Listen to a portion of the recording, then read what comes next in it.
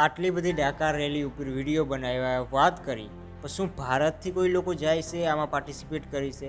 આ વિડીયોની અંદર જોઈએ. ભારતથી CS સંતોષ જે ફર્સ્ટ ટાઈમ ડાકાર રેલીની અંદર ગયા હતા અને ફર્સ્ટ ટાઈમ એને ડાકાર રેલી ફિનિશ પર કરી હતી બાઇક કેટેગરીની અંદર. પણ 2025-26ની અંદર સંજય ટકાલે જેને ડાકાર રેલીને ફિનિશ પણ કર્યું છે કાર કેટેગરીની અંદર, અને પહેલાં એવા ભારતીય છે જેને કાર કેટેગરીની અંદર એટલે કે 4 વ્હીલરની અંદર ડાકાર રેલીની અંદર ફિનિશ કર્યું હોય છે. અને એટલું જ નહીં, સંજય ટકાલે ડાકાર રેલીની અંદર સ્ટેજ પણ જીતેલો છે.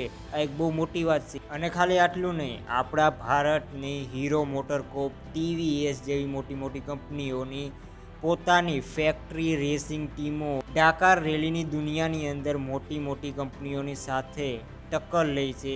અને આ કંઈ નાની વાત નથી. આપણા ઇન્ડિયાની કંપનીઓ ડાકાર રેલીની અંદર પાર્ટિસિપેટ કરે છે અને આખી દુનિયાની સાથે કોમ્પિટિશન પણ કરે છે. કોમેન્ટમાં લખી દો જય હિન્દ અને ફોલો કરી લ્યો પાર્ટ 9 માટે, જ્યાં આપણે લોકો વાત કરીશું કે ડાકાર રેલીની અંદર જવા માટે કેટલો ખર્ચો આવે છે.